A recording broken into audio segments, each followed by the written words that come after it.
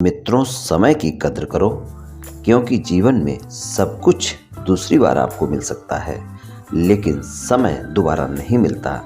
इसलिए अपने समय को सोच समझकर खर्च करें। जय श्री कृष्ण मित्रों, फिर एक बार बहुत बहुत हार्दिक स्वागत है आप सभी का। आज हम बात करेंगे मकर राशि के मई महीने के प्रेम संबंध और वैवाहिक संबंध के राशिफल की, और अंत में उपाय की चर्चा भी करेंगे। इसलिए वीडियो को पूरा अंत तक देखें व सुने, तभी आप मकर राशि वालों के प्रेम संबंध और वैवाहिक संबंध के राशिफल की पूरी जानकारी प्राप्त कर पाएंगे। ये राशिफल चंद्र राशि पर आधारित है, यानी मून साइन पर। जिन लोगों को अपनी राशि नहीं पता है वो लोग अपनी जन्म कुंडली में ये देख लें कि चंद्रमा उनकी किस राशि में है। जिस राशि में चंद्रमा है वही उनकी राशि है। जिनके पास जन्म कुंडली नहीं है वो अपने नाम के पहले अक्षर से अपनी नाम राशि जान सकते हैं, और ये राशिफल अपनी नाम राशि से देख व सुन सकते हैं। चलिए मित्रों, शुरू करते हैं। सबसे पहले मकर राशि वालों के प्रेम संबंधों की बात करेंगे। मकर राशि वालों के प्रेम संबंधों की बात करें इससे पहले ग्रहों के गोचर की स्थिति जानते हैं कि मई के महीने में ग्रहों के गोचर की स्थिति क्या रहने वाली है। राशि स्वामी शनिदेव हैं और दूसरे भाव में कुंभ राशि में स्वराशि के होकर पूरे महीने गोचर करेंगे।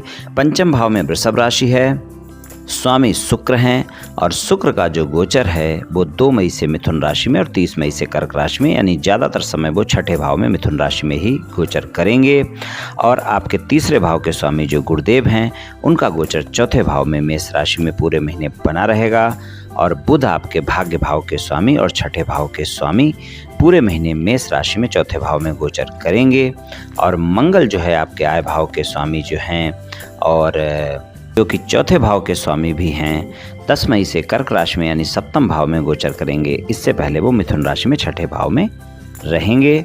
और आपके जो राहु हैं मेष राशि में और केतु तुला राशि में गोचर करेंगे, और चंद्रमा का गोचर सभी राशियों में रहेगा पूरे महीने। और अष्टम भाव के स्वामी जो सूर्य हैं वो 15 मई से पंचम भाव में गोचर करेंगे वृषभ राशि में। इससे पहले वो चौथे भाव में मेष राशि में रहेंगे। तो इस तरह की ग्रह गोचर स्थिति रहने वाली है मकर राशि वालों के लिए मई के महीने में। तो प्रेम संबंधों के लिए मकर राशि वालों के लिए ये महीना बहुत अच्छे परिणाम नहीं दिखाएगा, मिले जुले परिणाम दिखाएगा। और मकर राशि वालों के लिए प्रेम संबंधों के मामले में अपने प्रेमी प्रेमिका के साथ वाणी पर संयम रखना बहुत आवश्यक होगा।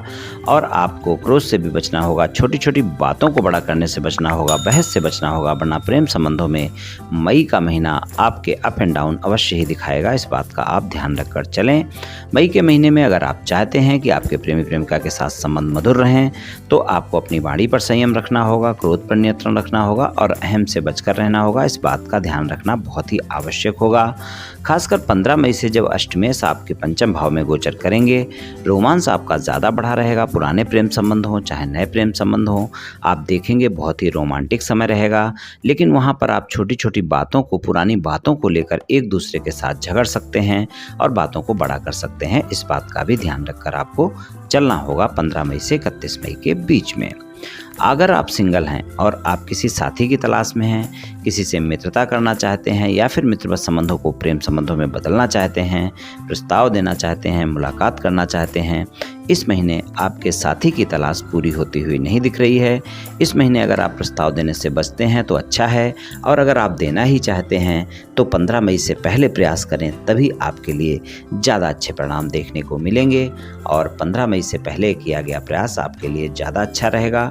वहाँ पर आपको ज़्यादा अच्छे परिणाम देखने को मिल सकते हैं, यानी कि आपका प्रस्ताव स्वीकार किया जा सकता है। और 15 मई के बाद अगर प्रस्ताव देते हैं तो वहाँ पर आपको अपने अहम पर नियंत्रण रखना बहुत ही आवश्यक होगा।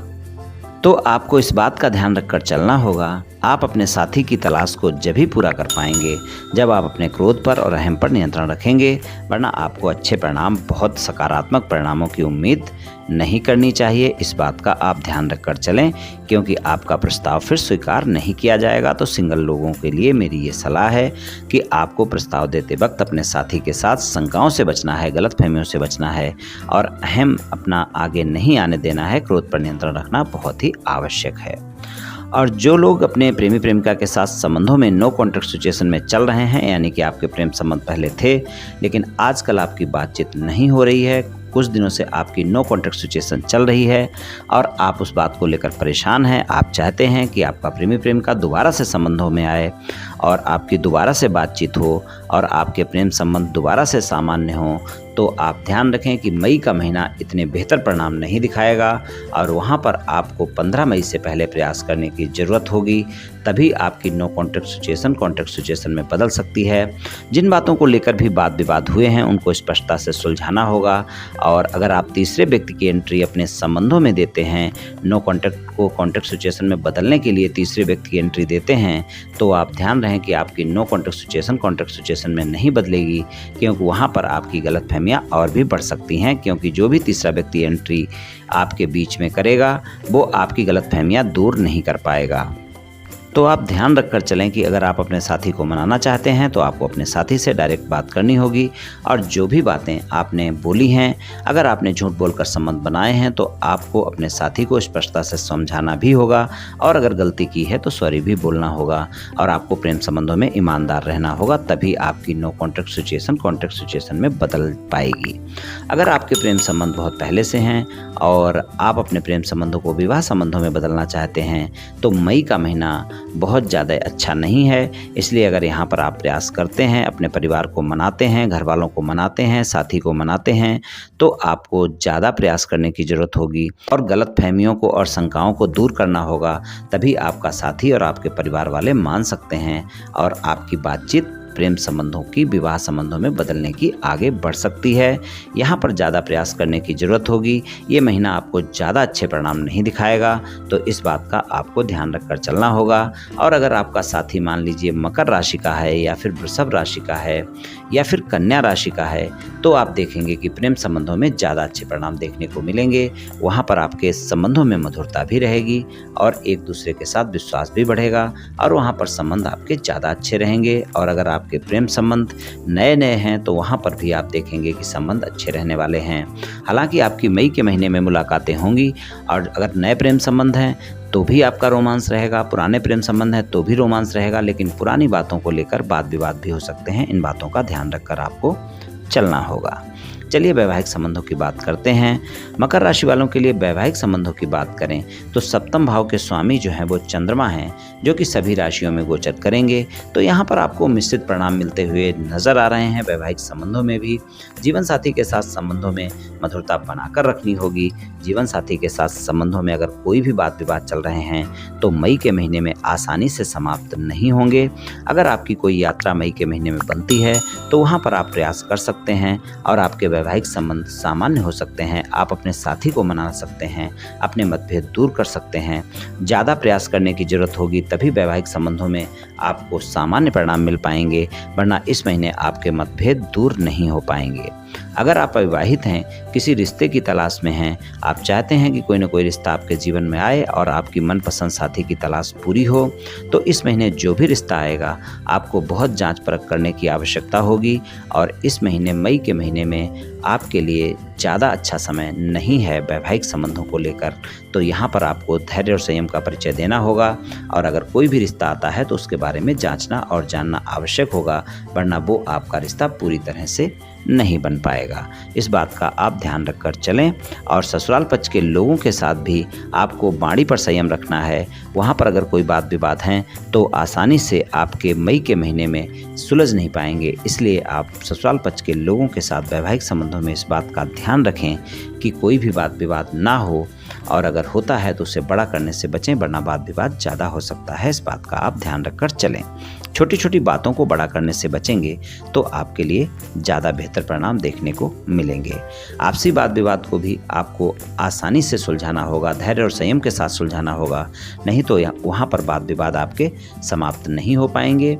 और अगर आपके विवाह से अलग कोई संबंध है तो आप ध्यान रखें कि इस महीने आपके साथी को पता चल सकते हैं और वहाँ पर वाद विवाद देखने को मिल सकता है। हालांकि वैवाहिक संबंधों में भी पूरा महीना रोमांटिक रहेगा, रोमांस ज़्यादा रहेगा जीवन साथी के साथ, लेकिन उसी तरह से आपके पुरानी बातों को लेकर, छोटी छोटी बातों को लेकर मतभेद और वाद विवाद भी हो सकते हैं। तो यहाँ पर आपको थोड़ा सा प्रेम संबंध और वैवाहिक संबंधों में मिले जुले परिणाम मिलते हुए दिखाई दे रहे हैं। यहाँ पर आपको अपने साथी के साथ संयमित रहना होगा और अपने साथी की बातों को भी सुनना होगा। उपाय की अगर हम बात करें तो मकर राशि वालों पर शनि की 7.5 भी चल रही है, तो आपके लिए सबसे अच्छा उपाय यही है कि आप शनिवार के दिन किसी गरीब व्यक्ति को भोजन का दान करें और वहाँ पर अगर कोई वो व्यक्ति अपंग है या फिर कुष्ठ रोगी है या नेत्रहीन है तो ज़्यादा अच्छा है। और अगर वो ऐसा कोई व्यक्ति नहीं मिलता है तो आप किसी गरीब व्यक्ति को भी भोजन का दान कर सकते हैं या फिर काली गाय को कुछ न कुछ खाने को दे सकते हैं। वहाँ पर भी आपको अच्छे परिणाम मिलेंगे। शनिवार के दिन करें, आपको ज़्यादा अच्छे परिणाम देखने को मिलेंगे। तो मित्रों, आज मैंने आपसे मकर राशि वालों के मई महीने के प्रेम संबंध और वैवाहिक संबंध के राशिफल के बारे में कुछ चर्चा की। ये राशिफल सामान्य राशिफल है। ये सभी जातकों पर पूर्ण रूप से प्रभावी होगा ऐसा संभव नहीं है, क्योंकि आपकी जन्म कुंडली पर भी बहुत कुछ निर्भर करता है। आप सभी स्वस्थ रहें, आयुष्मान रहें, धनवान रहें, ऐसी मेरी श्री कृष्ण भगवान से प्रार्थना है। जय श्री कृष्ण।